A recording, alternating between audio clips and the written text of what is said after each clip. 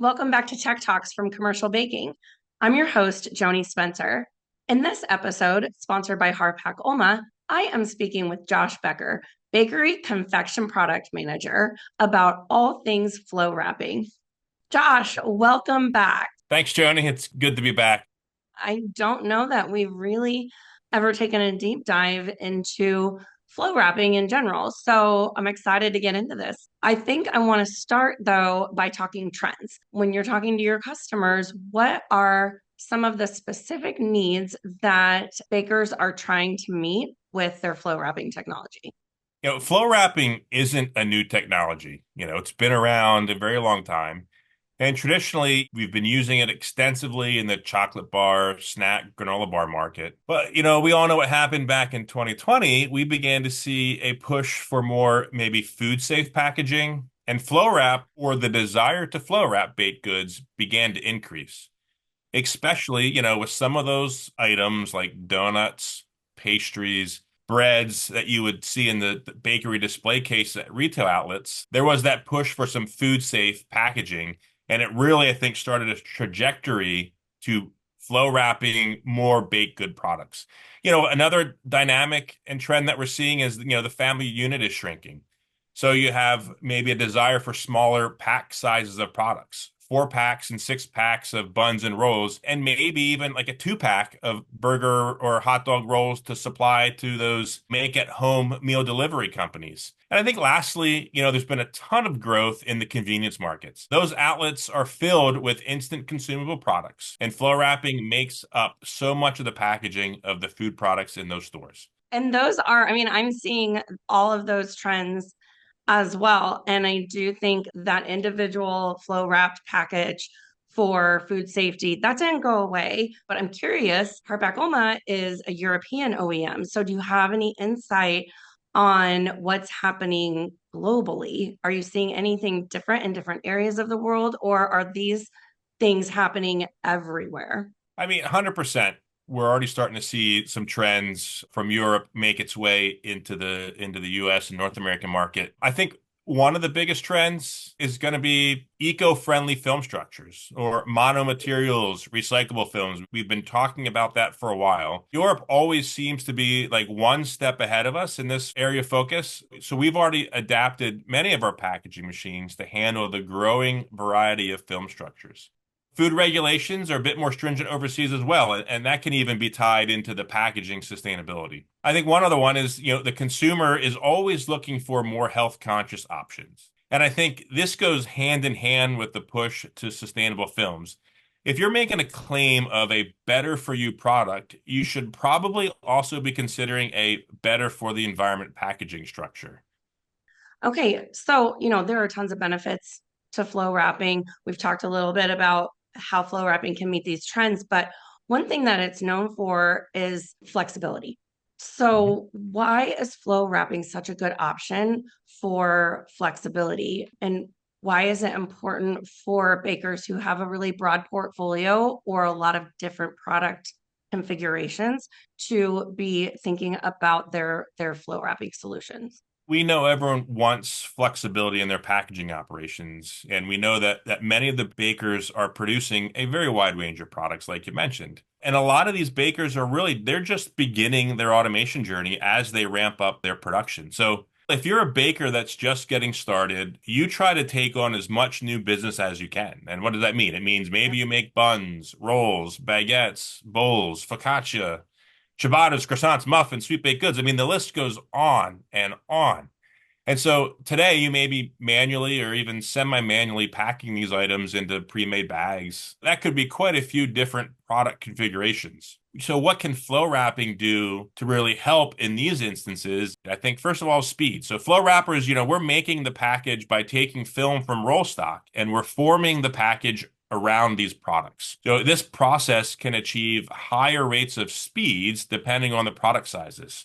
So for example, like a 2 pack of hamburger buns, we could run upwards of over 120 packages per minute, depending on the machine and film. So the higher throughput rate is certainly something that can add to the flexibility. We aren't limited by opening a pre-made bag since we are creating that package around the product. We also can add features like reclosability to the film, either zipper or reseal tape, other things to kind of help drive some maybe package innovation with our customers and bakers. We can also run a modified atmosphere package for some items that may need an extended shelf life. And really, I think the biggest thing that Flowwrapper can add is you can run many different film structures on a Flowwrapper. And so you may have different customers that want different style of films to be run to create the best package that may support the baker that in turn supports their customer. So those are really where the flexibility of a Flowwrapper comes into play. So, how easily is flow wrapping, Harpak-Ulma flow wrapping integrated into an existing operation? Because we're talking about, a common technology, but I'm interested to hear how you all are able to integrate it into an operation. I'll answer this question with the answer to every question that could be asked on any integration topic is it depends. It Sure. depends on, current line layouts, how products are fed from the cooler or the freezer to the packaging line, whether they're sliced versus non-sliced, semi-automated versus fully automated. I think we find that the flow wrapper is similar in footprint to potentially a pre-made bagger. The variation in size, though, is going to be typically dependent on kind of the feeding and slicing requirements. So that being said, we've certainly and we have and currently are integrating flow wrapping with slicing equipment, with closing machines, even into existing secondary packaging. But I think when someone looks to pursue flow wrapping for their bakery packaging line, they're really looking for it to help with automation, reducing labor on the line. As we have systems to divert and align and lane products for feeding them to a slicer and in turn our flow wrapper, that does not require any manual manipulation of products. I think that's like the big key is we've got solutions to kind of remove some of that labor on the line to make it kind of almost like a fully automated system. Now, the challenge is that takes up a bit more space. So really, it's what's the compromise with the baker versus the space available. And I think it's one of those things that we work out with each customer on a case by case basis. But for the integration question, it's really going to come back to the project scope and trust between bakery and supplier to ensure like what we're proposing is going to meet all the needs of the bakery. The last thing that we want to do is make the packaging line more complicated and less efficient. We strive to provide that highly efficient packaging solution. It's a win-win all around. Okay, so tell me this. Based on that, when you are in these bakeries, can you tell me, are there any uncommon or maybe underrated uses for flow wrapping that customers or potential customers would be interested to know? Yeah, good question, Joni. And in general, I'm going to say it's not necessarily uncommon or underrated, but it may be for the baking and snack industry, might consider it uncommon, underrated. But with Flow Wrap, you have the ability to also do modified atmosphere packages, also known as MAP.